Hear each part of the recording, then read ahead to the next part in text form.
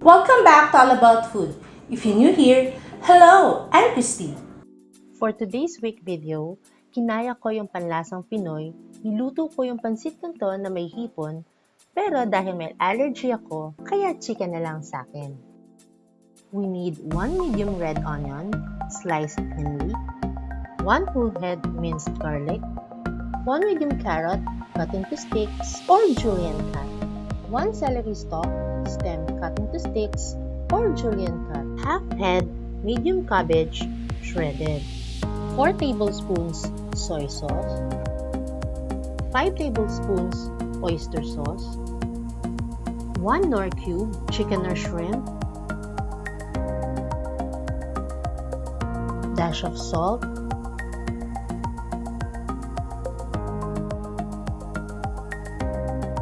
one tablespoon of sesame oil,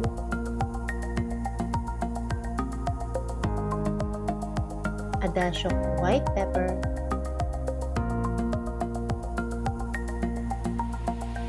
one-fourth cup butter,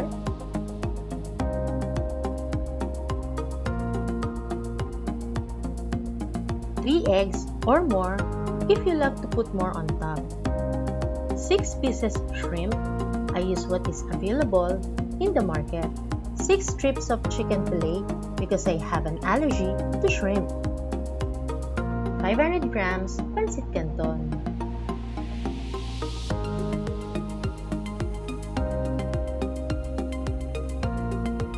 pan,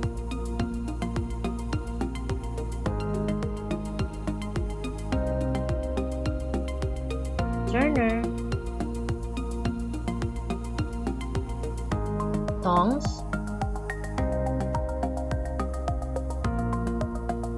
kitchen scissors,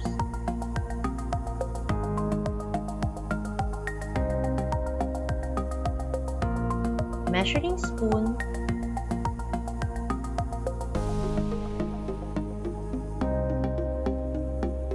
how to clean shrimp.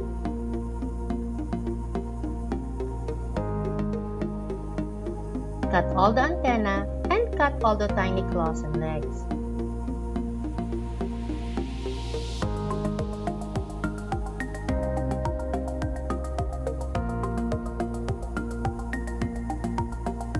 Devein all the shrimp, remove the segmented abdomen.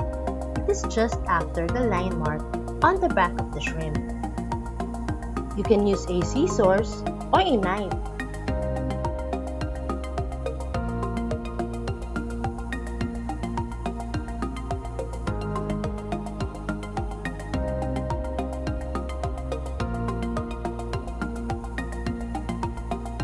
Remove it using a toothpick.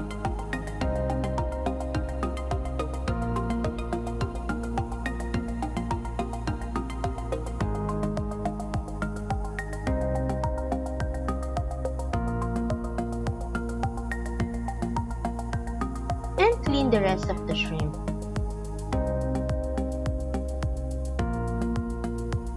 Preheat the pan.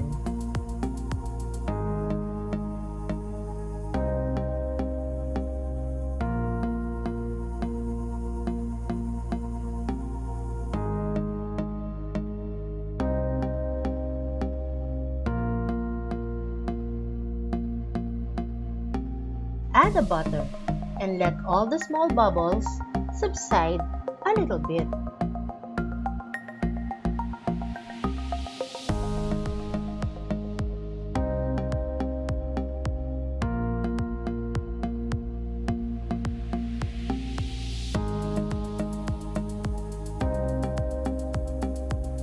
To know more about this and other recipe, you may follow me on Facebook and Instagram.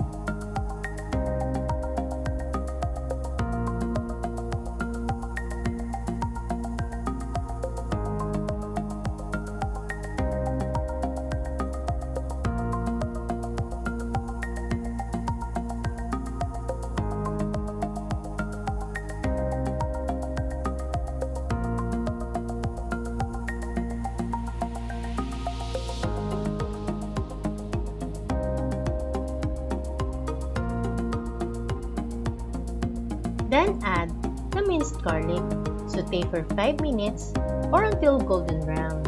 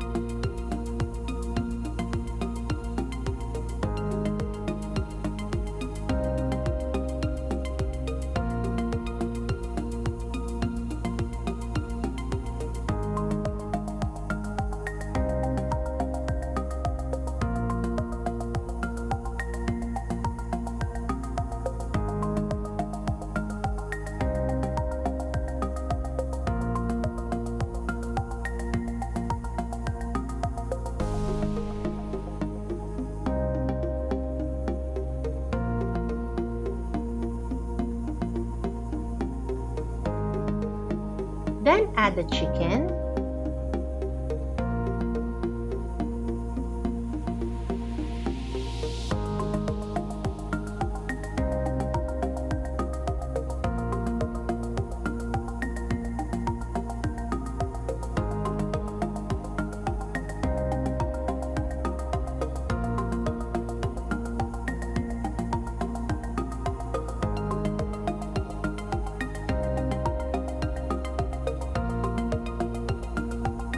add the shrimp,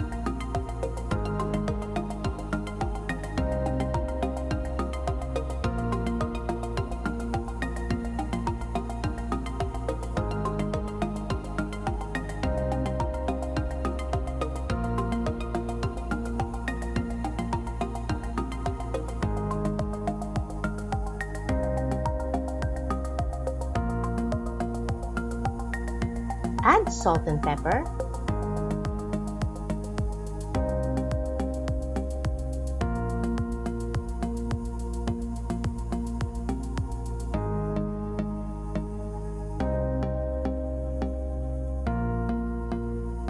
cook it, shrimp, for 5 to 7 minutes or until it changes its color, chicken for 15 minutes.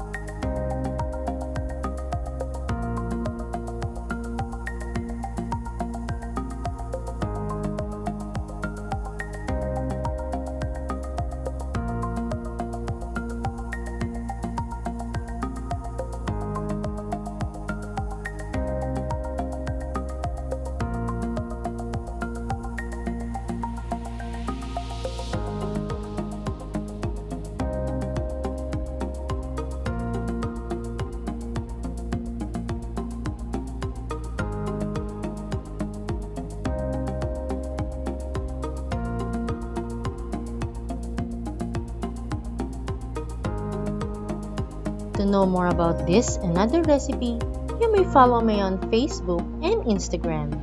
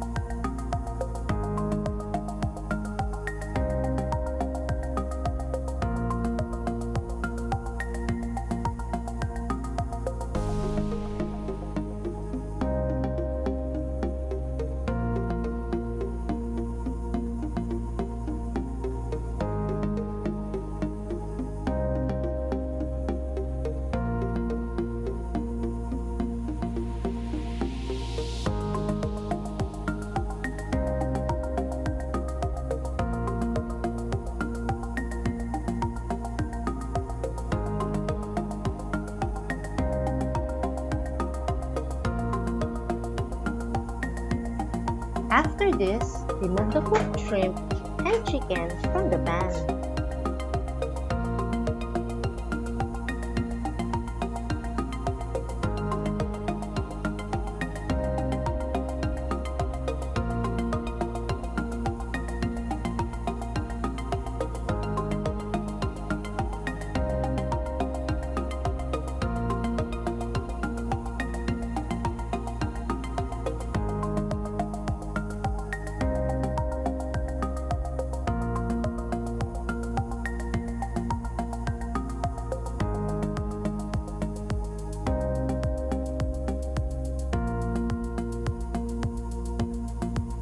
Add your onion and sesame oil, then saute it.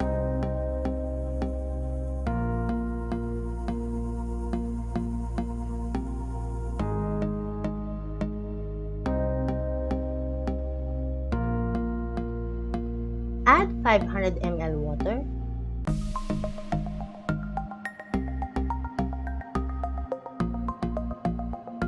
Let it boil. Add knorr cube.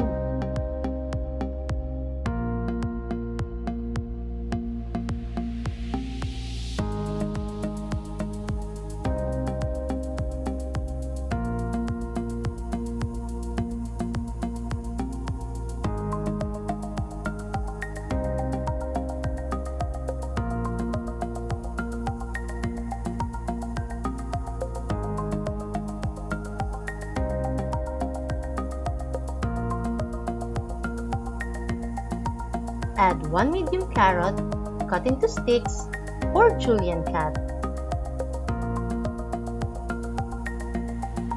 Add 1 celery stalk, stem, cut into sticks, or julienne cut.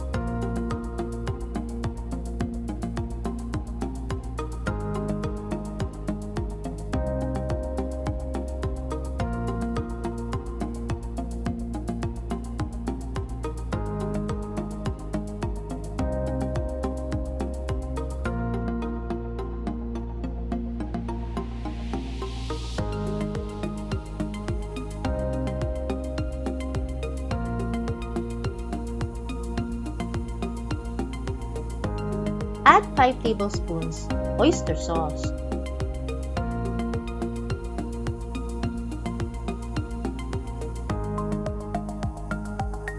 Add 4 tablespoons soy sauce.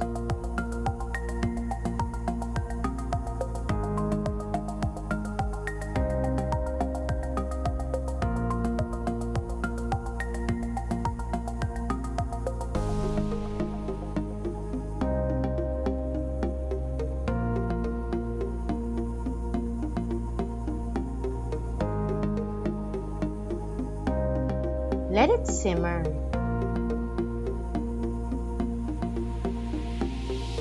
Then add the cabbage,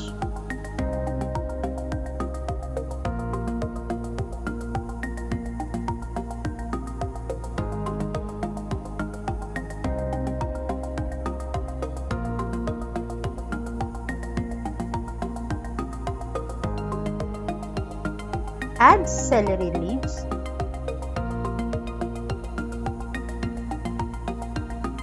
let it simmer for 3 minutes and remove this from the pan.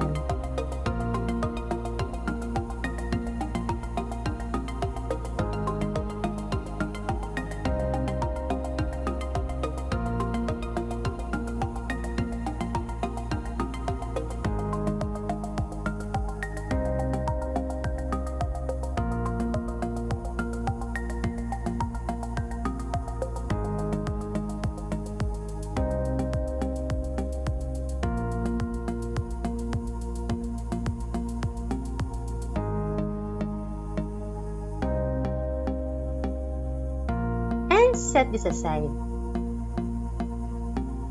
I have a free ginisa mix.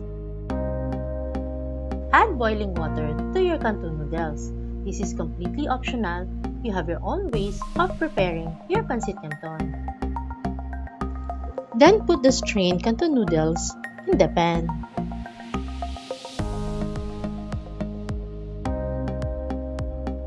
Toss Pancit Canton gently.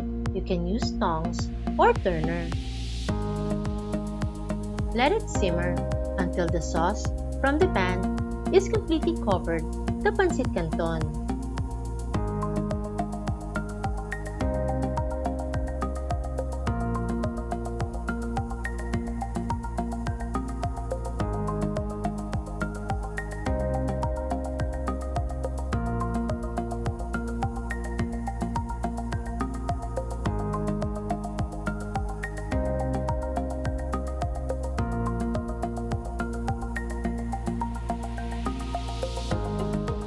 Put your Pancit Canton on the plate, garnish with sautéed vegetables, and top with shrimp or chicken and sunny side up egg.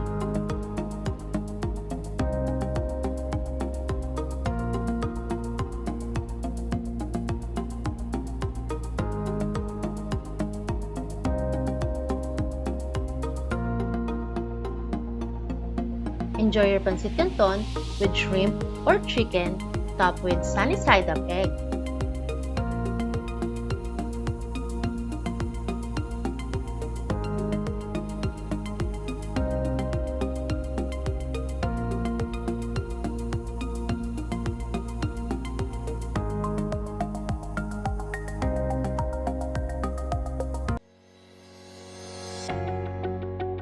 There you have it, Pancit Canton with shrimp and chicken with sunny side up egg.